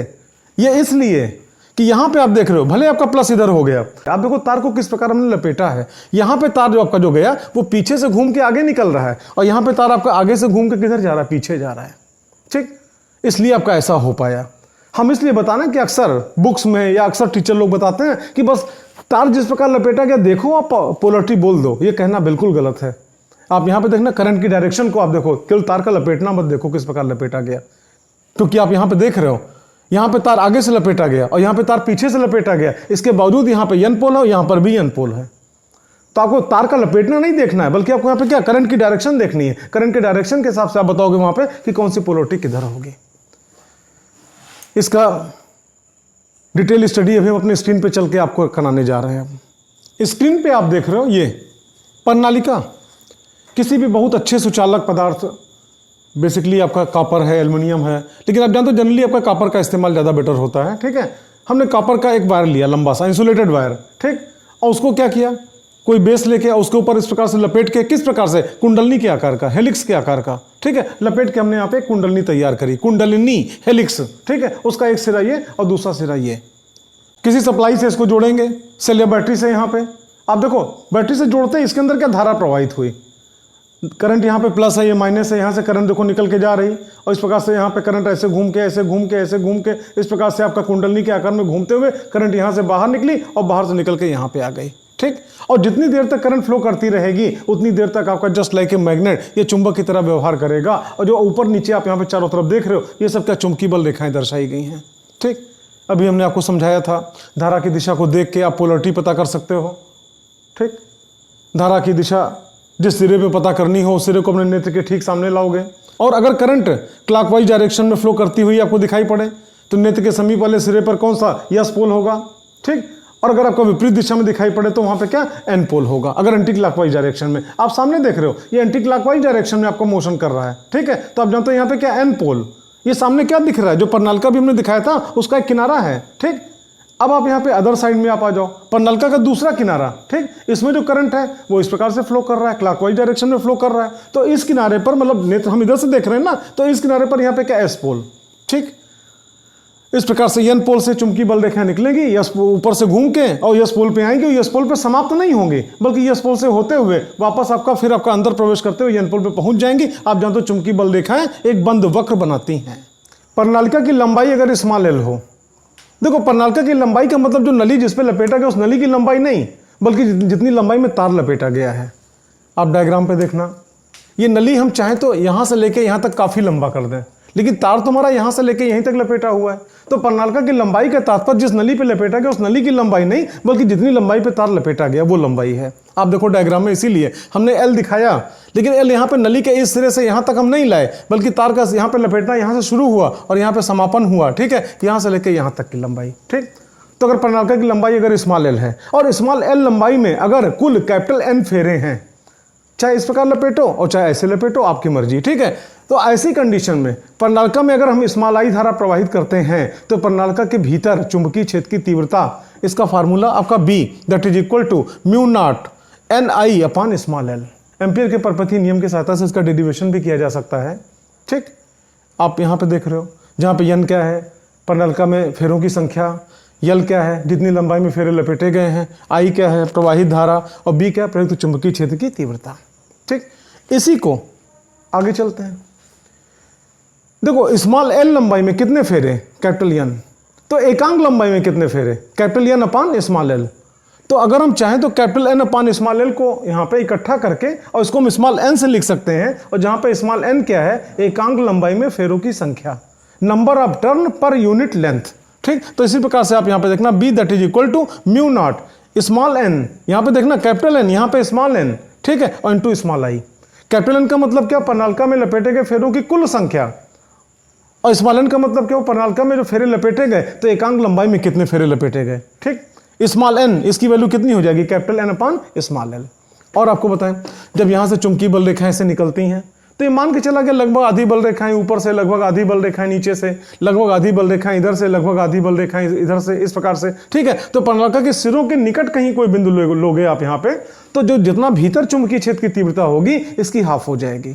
तो आप सामने देखना सिरे पर या उसके निकट चुंबकीय क्षेत्र की तीव्रता, तो जितना यहाँ पे तीव्रता लिखी है उसी की हाफ हो गई। अब देखो म्यू नॉट एन आई अपान यल, तो यहाँ पे mu not N I upon 2l, ठीक, हाफ हमने बाहर कर लिया। तो आप चाहो तो हाफ म्यू नॉट एन आई अपान यल, और एन अपान यल को आप क्या स्मॉल एन से लिखते हो, तो आप जानते हो half mu not into small n into I, जहाँ पे स्मॉल एन क्या है, where small n that is equal to capital N upon small l, ठीक है, number of turn per unit length. ये पूरी जानकारी थी प्रणालिका के बारे में। अब हम नेक्स्ट टॉपिक लेते हैं, टोराइड। देखो टोराइड क्या होता है पहले तो आपको समझाएं। टोराइड कोई अलग से बन के नहीं, आप यूं कह सकते हो टोराइड को विधिवत अगर आपको समझना हो, ये सामने प्रणालिका है, मान लो कोई लंबी सी कोई प्रणालिका है, ठीक, थोड़ी देर के लिए हमारी स्केल को आप यहाँ पे प्रणालिका मान लो, सॉलिडोइड मान लो, करंट कैरिंग सॉलिडोइड, धारावाही प्रणालिका, ठीक है। हम क्या करें, इसका जानते हो एक सिरा यहाँ है, एक सिरा यहाँ पे है, ठीक, दोनों सिरों को आपस में ऐसे घुमा के और ऐसे जोड़ दें, एक आपका इस प्रकार से सर्कल टाइप का अरेंजमेंट बन गया ना, ठीक। तो इसी को हम क्या बोलेंगे, टोराइड। मतलब आप यूं कह सकते हो, देखो सीधा है, तार लपेटा हुआ इस प्रकार से, ऐसे धारा इधर से आ रही है, घूम के यहाँ पे जा रही है, तो क्या कहलाएगा, करंट कैरिंग सॉलिडोइड, या हिंदी में धारावाही प्रणालिका। अगर इसके सिरों को हमने इस प्रकार से आपस में से जोड़ दिया उसी धारावाही प्रणालिका में और धारा प्रवाहित किया, ठीक है, तो ऐसी कंडीशन में इसी को आप क्या बोलोगे, टोराइड। आप यूं कह सकते हो एक सिरा विहीन प्रणालिका को हम टोराइड कह सकते हैं। जैसे प्रणालिका है तो उसमें एक सिरा इधर एक सिरा इधर है, तो क्या कहलाएगा, धारावाही प्रणालिका, जो भी आपने पढ़ा, और इसके दोनों सिरों को हमने आपस में कैसे जोड़ दिया, तो दोनों सिरे तो गायब हो गए, तो अब जानते हो और है वही प्रणालिका ही है, ठीक है, तो इसी को हम क्या बोलेंगे, टोराइड, ठीक। बाकी टोराइड के बारे में डायग्राम के साथ हम आगे चलने जा रहे हैं, आप देखना बेटा इसमें, ये सामने डायग्राम एक टोराइड का, जो रेड कलर से आप देख रहे हो, ये प्रणालिका की वो नली है। जैसे भी हमने आपको समझाया था, प्रणालिका इस प्रकार से है, इसके दोनों सिरों को हमने इकट्ठा कर दिया, तो इसी को हम क्या बोलते हैं, टोराइड, ठीक है। तो जो रेड कलर से आप देख रहे हो वो नली है जिसमें प्रणालिका लपेटी गई थी और उसी को राउंड कर दिया गया ये ऐसे, ठीक, और ऊपर आप यहाँ पे तार के फेरे लपेटे गए जैसे प्रणालिका में लपेटे गए थे, ठीक। आप जानते हो यहाँ से वायर आपका इधर आया, फिर आपका ऐसे घूम के ऐसे घूम के ऐसे घूम के पूरा राउंड लगा के आपका इधर निकल गया, ठीक। अगर मान लो यहाँ पे ये करंट आई है, तो इस प्रकार से राउंड करके करंट यहाँ पे आई, फिर इस प्रकार से घूम के आपका इस प्रकार से घूम के और आई करंट आपका यहाँ से बाहर निकल आई, ठीक। और इसी अरेंजमेंट को आप क्या बोलते हो, टोराइड। धारा प्रवाहित हो रही है तो निश्चित रूप से चुंबकीय क्षेत्र भी होगा। चुंबकीय क्षेत्र इसके भीतर कितना होगा, इसके बाहर कितना होगा, और इसके आपका ये इस भाग में कितना होगा, ठीक है, हमको निकालना है, इस पर डिस्कशन करना है, ठीक। एम्पियर के परपथी नियम का उपयोग करेंगे और आराम से आपका, ठीक है, इसके आंतरिक भाग में यानी बिंदु P पर चुंबकीय क्षेत्र की तीव्रता निकाली जाएगी, यहाँ पे Q पे डिस्कशन किया जाएगा चुंबकीय क्षेत्र की तीव्रता कितनी होगी, और यहाँ पे R पे डिस्कशन किया जाएगा चुंबकीय क्षेत्र की तीव्रता कितनी होगी, ठीक है। सबसे पहले हम चलते हैं बिंदु P के लिए। मान लो बिंदु P आपका कहाँ पे, इसके आंतरिक भाग में यहाँ पे है, ठीक है। हम जानते हो परपथी नियम की सहायता से बिंदु P पर चुंबकीय क्षेत्र की तीव्रता निकालेंगे, और परपथी नियम के लिए, ठीक है, एक हमको यहाँ पे, ठीक है, इसका सर्कुलर पाथ चाहिए, ठीक। तो आप देखो बिंदु P से होते हुए डॉट डॉट डॉट करके आपका यहाँ पे, ठीक है, एक सर्कुलर पाथ की कल्पना कर लेंगे। आप इस डायग्राम पे आओ, आप देखना वही डायग्राम है, थोड़ा बड़ा करके बना दिया गया। आप यहाँ पे देख रहे हो बिंदु P कहाँ पे है, टोराइड के आंतरिक भाग में कहीं है। हम ये नहीं कह रहे बिल्कुल मिड पॉइंट पे होगा, मिड पॉइंट से थोड़ा ऊपर नीचे भी हो सकता है, ठीक है। ये बिंदु P हो गया, और इसी बिंदु P पे हमको चुंबकीय क्षेत्र की तीव्रता निकालनी है, एम्पियर के परपथी नियम से निकालनी है, ठीक। आप आगे देखना, ये टोराइड में आपका धारा लगातार प्रवाहित हो रही है, जिस प्रकार अभी आपने वहां पे देखा था। अब मान लो यहाँ पे जो वृत्तीय पथ है, वृत्तीय पथ मतलब कौन, जो बिंदु P है, बिंदु P से होकर गुजरते हुए डॉटेड लाइन हमने दिखाया हुआ है, ठीक है। एक संकेंद्रीय वृत्त है। संकेंद्रीय क्यों बोल रहे हैं, आप जानते हो टोराइड का जो आपका इनर सरफेस है इसका भी सेंटर यहाँ पे, जो आउटर सरफेस है उसका भी सेंटर यहाँ पे, और बिंदु P जहाँ पे हमने माना, बिंदु P से होकर गुजरते हुए एक हमने वृत्तीय पथ माना, उसका भी सेंटर कहाँ पे, यहाँ पे, इसी जगह पे, ठीक है, ठीक। तो आप आगे देखना इसमें, तो मान लो वृत्तीय पथ की त्रिज्या स्मॉल a है। आप देखना यहाँ पे ये जो बिंदु P है, ठीक, बिंदु P मान लो स्मॉल a दूरी पर है, ठीक, और बिंदु P से होते हुए डॉटेड लाइन से एक वृत्तीय पथ की हमने कल्पना करी, ठीक है। आप यहां पे देख रहे हो, यदि वृत्तीय पथ की त्रिज्या स्मॉल a है ना, स्मॉल a, ठीक है, द्वारा घिरी धारा I डैश, ध्यान देना, हम यहाँ पे ये जो आपका डॉटेड लाइन है, डॉटेड लाइन से घिरी कितनी धारा है उसको हम यहाँ पे I डैश मान ले रहे हैं। आपको जानकारी दी, आप जरा सभी कंफ्यूजन मत पालना।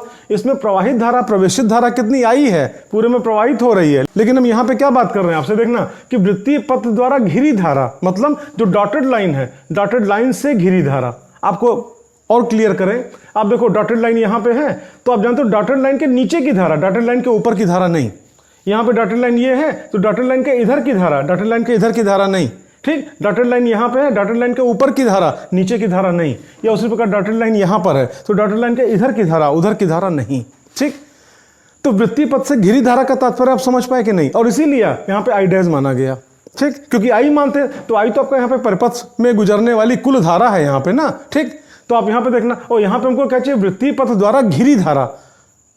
इसी को थोड़ा सा अपना कंफ्यूजन दूर करना है यहाँ पे, आप देखना। तो वृत्तीय पथ जो आपका डॉटेड लाइन है, तो डॉटेड लाइन के अंदर का जो भाग है, इसमें जो धारा है, खाली उस धारा की बात करी जा रही है, इसलिए आपका यहाँ पे आई डैश लिया गया, ठीक है। निश्चित रूप से आई डैश का मान क्या होगा, आई के मान से कम होगा। क्यों? क्योंकि जो डॉटेड लाइन बीच में खींची गई है, इसके ऊपर की जो करंट है, इधर की करंट, इधर की करंट, इधर की करंट, इसको हम छोड़ दे रहे हैं यहाँ पे, ठीक। तो आप यहाँ पे आओ, यदि वृत्तीय पथ जिसकी त्रिज्या कितनी स्मॉल ए है द्वारा घिरी धारा आई डैश हो, ठीक, तो एम्पियर के परिपथी नियम के अनुसार, एम्पियर का परिपथी नियम इसी वीडियो में आपने इसके ऊपर देखा, रेखीय समाकलन का सिंबल, ठीक, vector B dot vector D L that is equal to mu not into I dash, ठीक। हम जानते हैं vector A dot vector B that is equal to A B cos theta where theta is the angle between both vector and vector B, ठीक। आप उसी प्रकार आप आओ, तो यहाँ पे रेखीय समाकलन का सिंबल, यहाँ पे बी, यहाँ पे डी एल, यहाँ पे कॉस थीटा, ठीक है। और थीटा की वैल्यू कितनी, 0, क्योंकि आप जानते हो जो वृत्तीय पथ है उसी दिशा में चुंबकीय क्षेत्र भी होगा, ठीक। और यहाँ पे इक्वल के नीचे इक्वल हो गया, म्यू नॉट के नीचे म्यू नॉट हो गया, आई डैश के नीचे आई डैश हो गया, ठीक। आप जानते हो cos 0 की वैल्यू कितनी 1, तो यहाँ पे रेखीय समाकलन का सिंबल, यहाँ पे बी, यहाँ पे डी एल, और cos 0 का मान कितना 1, इक्वल के नीचे इक्वल हो गया, mu not into I dash, ठीक। तो इस प्रकार से आपका निकल के आया। अच्छा, अब आगे देखना, ये जो वृत्तीय पथ है, वृत्तीय पथ के प्रत्येक बिंदु पर जो भी चुंबकीय क्षेत्र होगा, प्रत्येक स्थान पर उस चुंबकीय क्षेत्र का परिमाण एक समान होगा। तो ऐसी कंडीशन में आप देखो बी को हमने बाहर निकाल लिया, ठीक। उसके बाद फिर आपका लाइन इंटीग्रल का सिंबल हो गया, और यहाँ पे फिर आपका डीएल, और यहाँ पे इक्वल के नीचे इक्वल, और म्यू नॉट, और यहाँ पे आई डैश, ठीक। अच्छा, रेखीय समाकलन का सिंबल है, यहाँ पे क्या डीएल लिखा हुआ है, मतलब वृत्तीय पथ पर जितने भी अल्पांश होंगे सभी अल्पांशों का योगफल, तो बराबर क्या हो जाएगा, पूरे पूरे वृत्तीय पथ की लंबाई, या आप यूं कह सकते हो इसका सरकमफेरेंस, ठीक। तो रेडियस कितनी स्मॉल ए है, तो कितना हो जाएगा 2 पाई ए। तो इस प्रकार से आपका निकल के b into 2 pi A that is equal to mu not into I dash, ये आपका इक्वेशन नंबर फर्स्ट हो गया, ठीक। अब हम जानते हैं वृत्तीय पथ की लंबाई कितनी है, 2 पाई ए, क्यों, क्योंकि इसकी रेडियस कितना है, स्मॉल ए है। तो ऐसी कंडीशन में आप देखो वृत्तीय पथ की लंबाई 2 पाई ए है, ठीक। अच्छा, इसके पहले प्रणालिका आपने देखा था, प्रणालिका में एकांक लंबाई में फेरों की संख्या को स्मॉल एन से लिखा गया था, और प्रणालिका में फेरों की कुल संख्या को कैपिटल एन से लिखा गया था। आप ये भी जानते हो प्रणालिका की लंबाई अगर स्मॉल एल हो, ठीक, तो small l that is equal to capital N upon small l. प्रणालिका में आप पढ़ चुके हो, वही थ्योरी यहाँ पे लगाने जा रहे हैं। आप जानते हो जो वृत्तीय पथ है उसकी त्रिज्या कितनी है, स्मॉल ए, तो उसका पूरा सरकमफेरेंस कितना हो जाएगा, 2 पाई ए, ठीक। अच्छा, ऐसी कंडीशन में अगर मान लो हम ये मान के चलें कि यहाँ पे एकांक लंबाई में फेरों की संख्या स्मॉल एन है, ठीक, तो एकांक लंबाई में फेरों की संख्या स्मॉल एन, तो 2 पाई ए लंबाई में कितने फेरे होंगे, आप जानते हो 2 पाई ए को स्मॉल एन से क्या करो, मल्टीप्लाई कर दो। तो आप यहाँ पे देखना वृत्तीय पथ की लंबाई 2 पाई ए है, ठीक। फिर आगे देखो, यदि एकांक लंबाई में फेरों की संख्या स्मॉल एन हो तो, ठीक, वृत्तीय पथ के कुल लंबाई में फेरों की संख्या कितनी हो जाएगी, आप जानते हो भाई एकांक लंबाई में स्मॉल एन फेरे, तो 2 पाई ए लंबाई में कितने फेरे, 2 पाई ए को स्मॉल एन से मल्टीप्लाई करो, आप देखो एन और 2 पाई ए होगी, ठीक। फिर आप आगे देखना, और आप जानते हो प्रत्येक फेरे में कितनी धारा बह रही, आई। तो ऐसी कंडीशन में 2 फेरे तो धारा कितनी, 2 आई, 3 फेरे धारा कितनी, 3 आई। तो उसी प्रकार से अगर आपका n इंटू 2 पाई ए फेरे हैं तो धारा कितनी, आप इसको आई से मल्टीप्लाई करो।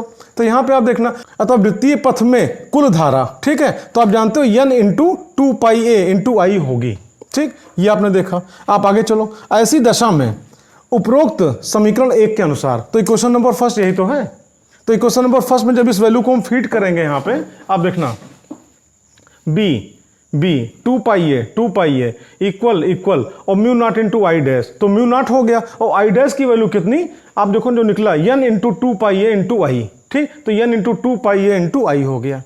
अब आप आगे देखना, जो कैंसिल हो रहा हो उसको आप कैंसिल कर दो।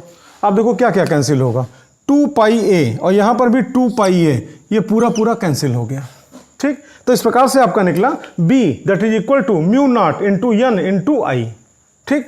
ये क्या निकला, टोराइड के आंतरिक भाग में चुंबकीय क्षेत्र की तीव्रता, ठीक। और यहीं पे डिस्कशन करें आपसे, अगर टोराइड के किसी बाहर कोई बिंदु ले लें यहाँ पे, जैसा कि आप देखो इस डायग्राम में ऊपर हमने बिंदु क्यों लिया है, ठीक। यहां पे अगर हमको चुंबकीय क्षेत्र की तीव्रता निकालनी हो, जानते हो कितना निकलेगा? 0। क्यों? क्योंकि जब जानते हो उसी प्रकार से बिंदु Q से होकर गुजरते हुए एक वृत्तीय पथ मानोगे, और वृत्तीय पथ मानने के बाद फिर आप यहाँ पे परपथीय नियम लगाओगे, और जब परपथीय नियम लगाओगे तो आप जानते हो यहाँ पे जो आई डैश माना गया ये क्या है? परिबद्ध धारा, ठीक है। तो जब आप यहाँ पे इसके बाहर यहाँ से होते हुए आप यहाँ पे बिंदु Q यहाँ पे है बेटा, ठीक है। तो बिंदु Q से होते हुए जब वृत्तीय पथ मानोगे और उससे परिबद्ध धारा मानोगे तो उसके लिए परिबद्ध धारा कितनी? 0 माननी पड़ेगी।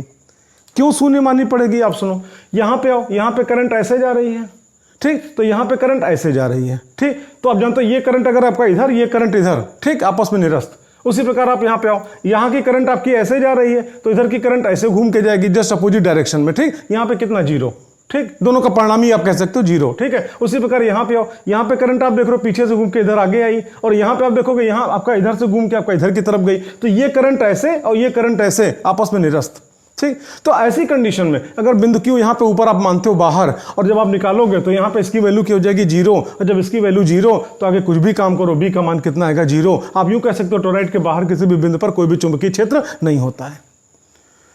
उसी प्रकार अगर टोरॉइड के भीतर यहाँ पे हमने कहीं भी कोई बिंदु R मान लिया, हमको यहाँ पे निकालना है चुंबकीय क्षेत्र की तीव्रता, तो आपको बताएं यहाँ पर भी चुंबकीय क्षेत्र की तीव्रता कितनी निकलेगी? 0।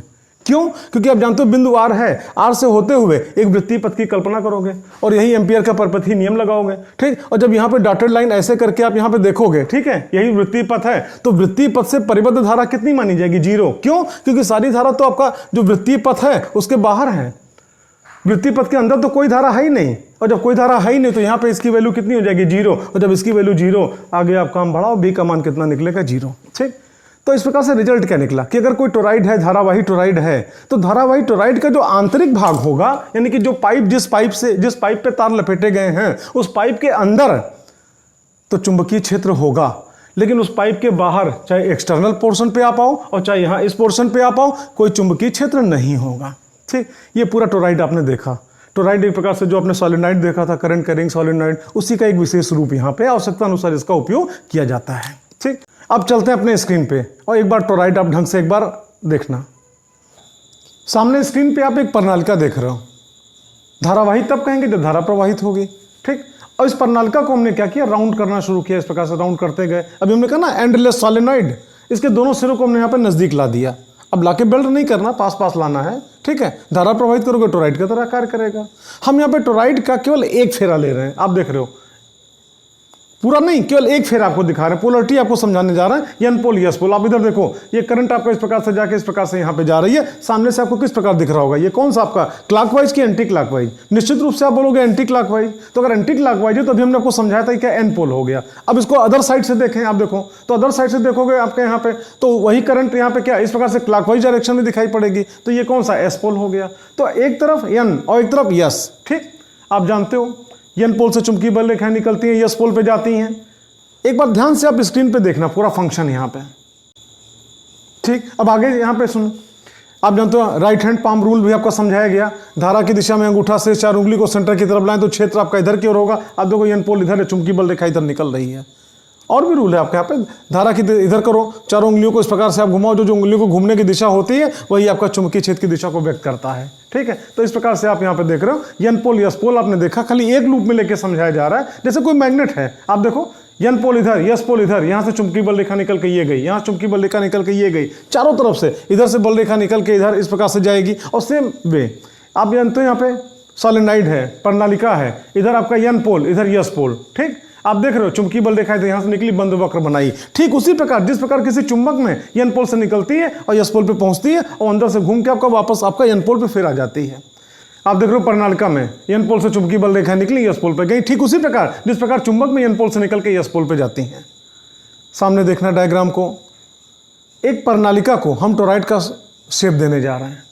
ध्यान से आप देखना, येलो कलर से चुंबकीय बल रेखाएं दिखाई गई हैं। चुंबकीय बल रेखाओं पे विशेष रूप से आप ध्यान देना।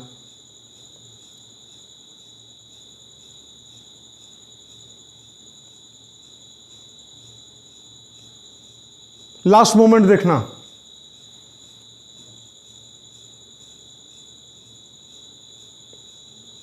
ठीक, बस यही समझाना था। चुंबकीय क्षेत्र केवल भीतर होता है, जो इधर का पोर्शन है बाहर का, इधर नहीं होता है, यहाँ पे कोई चुंबकीय क्षेत्र नहीं होता है। जो भी चुंबकीय क्षेत्र होगा, ये जो टोरॉइड है, टोरॉइड की जो पाइप है, पाइप के अंदर चुंबकीय क्षेत्र होगा, पाइप के बाहर चाहे इस तरफ हो और चाहे पाइप के भीतर इस तरफ हो, कोई चुंबकीय क्षेत्र नहीं होगा। ये करंट जा रही है, ब्लू कलर से आप देख रहे हो लगातार करंट फ्लो कर रही है, ठीक। ये आपका सेंटर पॉइंट हो गया, मतलब भीतर का, और ये प्रकार आपका बाहर का पॉइंट हो गया।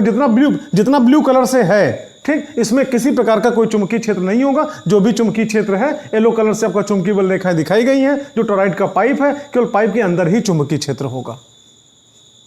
ध्यान से आप देखना एक बार। एक टोरॉइड लेकर खुद हम प्रैक्टिकल करने जा रहे हैं। टोरॉइड लिया, ठीक, लोहे का चूर्ण, लोहे का बुरादा, जो भी आप कह लो, ऊपर से डाला गया, इसमें धारा प्रवाहित करी जा रही है। ध्यान से आप देखना, चुंबकीय बल रेखाएं आपको दिखाई पड़ेंगी टोरॉइड के अंदर। अगर दिख गई कमेंट में जरूर लिखना। आप देखो चुंबकीय बल रेखाएं अंदर, ठीक, बाहर कोई चुंबकीय क्षेत्र नहीं, बाहर कोई चुंबकीय क्षेत्र नहीं। तो बाहर जहां पे आपका बुरादा गिरा वहीं पड़ा हुआ है, और भीतर आप देख रहे हो रेखाएं आपको लगातार दिखाई पड़ रही हैं। अपने आप में प्रमाणित है कि आप जानते हो केवल यहां पे चुंबकीय क्षेत्र है, यहां पे कोई क्षेत्र नहीं, यहां पे कोई क्षेत्र नहीं। इस वीडियो को आपने देखा, अगर पसंद आया हो तो लाइक जरूर करना। कुछ कमी दिखी तो डिसलाइक भी कर सकते हो, लेकिन क्या कमी दिखी ये कमेंट में जरूर लिखना, इसलिए कि अगले वीडियो में फिर वो कमी आपके सामने ना आने पाए। जिस वक्त ये वीडियो बन रही है, इस समय 64,000 सब्सक्राइबर पूरे हो चुके हैं। और जिस समय आप वीडियो आप देख रहे होंगे, उस समय कितने सब्सक्राइबर हुए ये आप कमेंट में करके दिखाना, तो हमको ये केवल आइडिया लगेगा कि हमारे बनाने और आपके देखने के बीच में कितने सब्सक्राइबर का डिफरेंस आया। बाकी पढ़ाई के लिए हमारे चैनल को आप सब्सक्राइब करो। आपका अपना खुद का चैनल है, अधिक से अधिक आप शेयर करो। जितने ज़्यादा सब्सक्राइबर बढ़ेंगे, हमको भी प्रोत्साहन मिलेगा, हम भी प्रोत्साहित होंगे और बेहतर आपके लिए कर पाएंगे। That's all, best of luck.